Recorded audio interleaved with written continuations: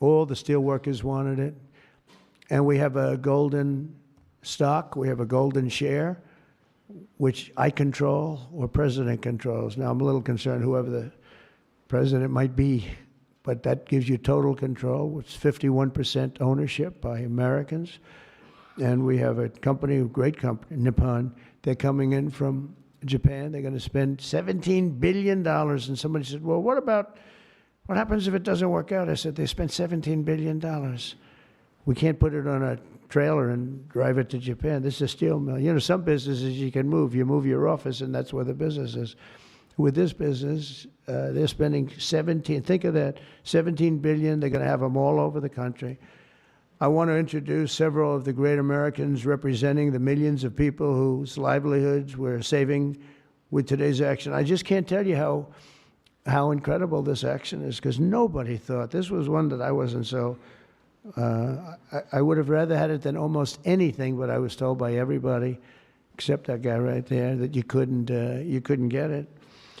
Bill Kent runs a chain of family-owned convenience stores that opened in West Texas in 1957, known as Kent Quick.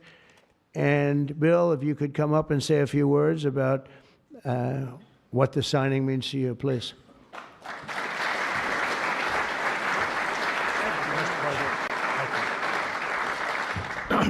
Wow, you're probably wondering why I've called you all here today, right? What a great day.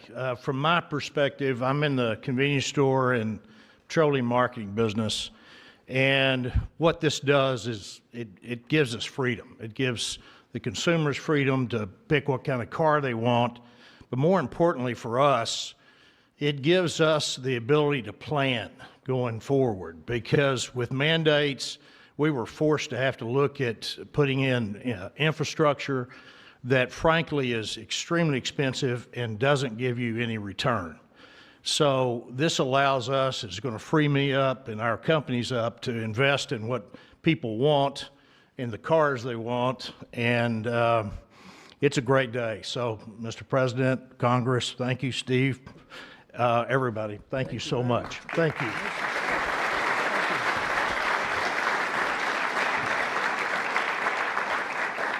And a friend of mine for a long time is John Hess. He's one of the top CEOs in the country, and he's now the CEO of Hess Corporation, one of the biggest oil producers, and he's a fantastic person with great knowledge of the subject matter.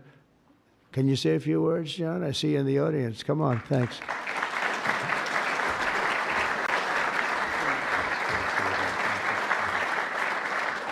Hi, I'm John Hess, and CEO of Hess Corporation, a proud producer of oil and gas in North Dakota and the Gulf of America. And so you all know, I was born in New Jersey, grew up in New York, and my father started our company by driving a secondhand oil truck. So, Mr. President, it's an honor to be before you today, and thank you for that. Mr. President, during your campaign, you made a commitment to the American people to repeal unworkable and costly mandates for cars and trucks and let the consumer choose what type of vehicle they drive. Today, with the bipartisan support of Congress, you're making good on that promise. I'd like to recognize Speaker Johnson, Leader Thune, other members of Congress whose tireless efforts were critical to the outcome we're celebrating today. And a special thank you to Senator Capito for her leadership.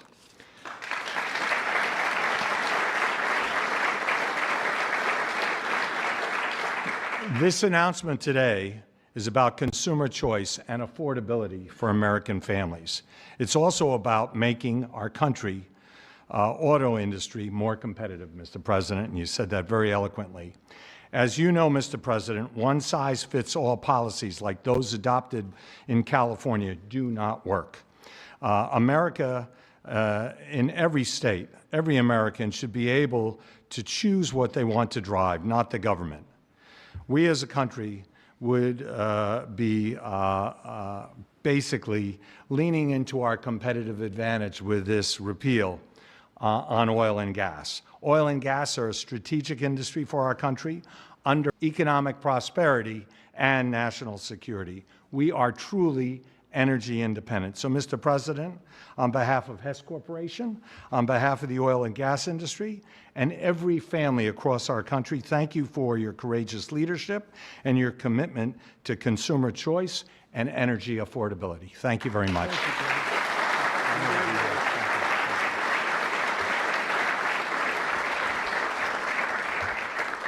Very respected guy.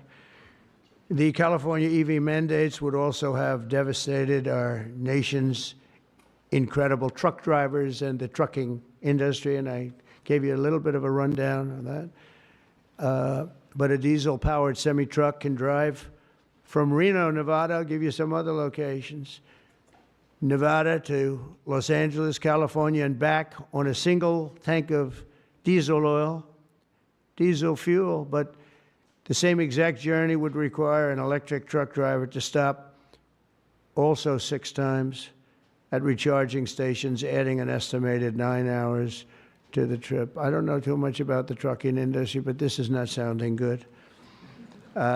Here to discuss a little bit about the trucking industry, Gina Jones. And Gina, a real expert on trucks, I can tell you that. She's going to come up and tell us about trucks.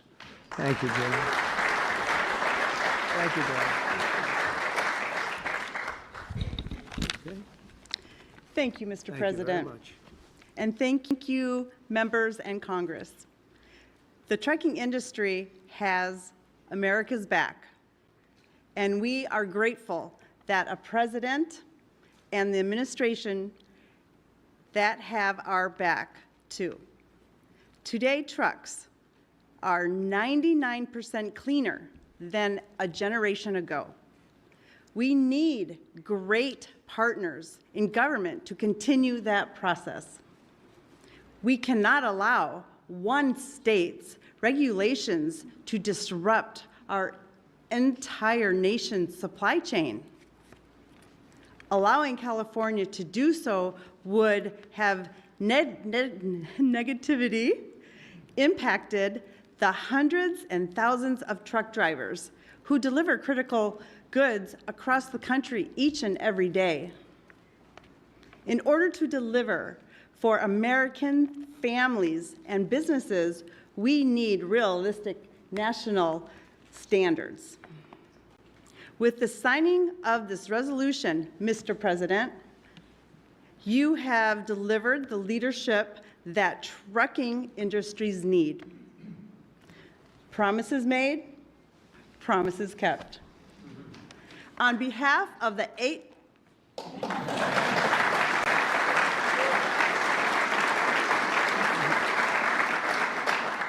On behalf of the 8.5 million Americans who work throughout the trucking industry, I thank you. Thank you very much. Thank you very much. Great job. So just to wrap it up, I say under the Trump administration, we will restore the full strength, might, and glory of the American auto and trucking industry. We'll protect our truck drivers, auto workers, small business people, and manufacturers all over our country, and actually all over the world, and that's okay too. They'll be doing a product that works, a product that's much more efficient, that's better, it's much better, less expensive, and we'll put affordable energy and affordable car ownership back on the center of the American dream as we make America great again, and that's what's happening. We're making America great. You know, when I went over to Saudi Arabia, Qatar, UAE, just a couple of weeks ago, the leaders of those countries, and they're very smart people, they said, you know, you've made in a short period of time America the hottest nation in the world. It's the hottest, you're the only one we talk about now. And 6 months ago, it was a laughingstock. They said that to me, those words, it was a laughingstock, and it was an absolute laughingstock. We've got the hottest nation right now in the whole world, and the numbers are reflecting it too. So I just think it's great. And what I'll do is I'll sign this, then we can take a couple of questions if you want. And we will be finished, and you're going to go off and you're going to build the most beautiful automobiles for 20% less money. And I want to thank you, man. You have done some job. Thank you, Mike. Thank you, everybody. You guys want to come up here? Beyond it?